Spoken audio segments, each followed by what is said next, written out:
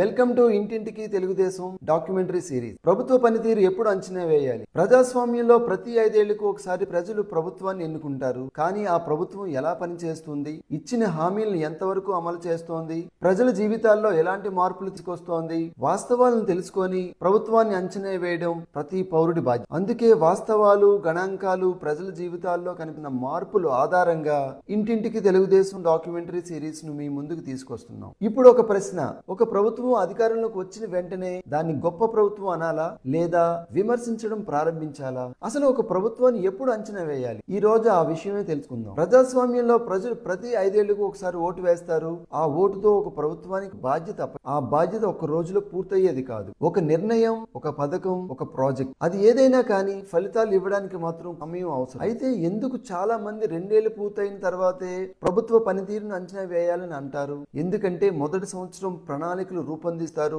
రెండో సంవత్సరం ఆ ప్రణాళికలు అమల్లోకి వస్తాయి. అప్పుడే ప్రభుత్వం తీసుకునే నిర్ణయాలు ప్రజల జీవితాల్లో కనిపించి ప్రారంభమవుతుంది. కూటమి ప్రభుత్వాన్ని ఎలా అంచనా వేయాలి? ప్రభుత్వాన్ని కేవలం ప్రకటనలతో కాదు, కేవలం విమర్శతోనే కాదు, కొన్ని ముఖ్యమైన ప్రశ్నలతో అంచనా వేయాలి. ప్రజలకు ఇచ్చిన హామీలు అమలయ్యాయా? కొత్త ఉద్యోగ అవకాశాలు పెరిగాయా? పెట్టుబడులు వచ్చాయా? రైతులకు ఉపయోగం అయిందా?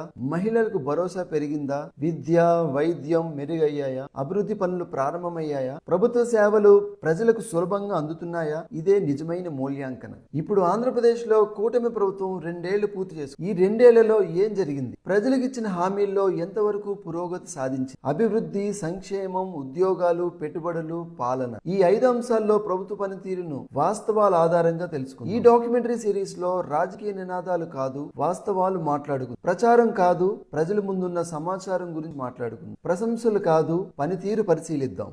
ప్రతి అంశాన్ని విడివిడిగా ఆధారాలతో సమగ్రంగా ఇంటింటికి తెలుగుదేశం డాక్యుమెంటరీ సిరీస్ ఎపిసోడ్ 2 లో తెలుసుకుందాం. Thank you for watching. Please share and subscribe.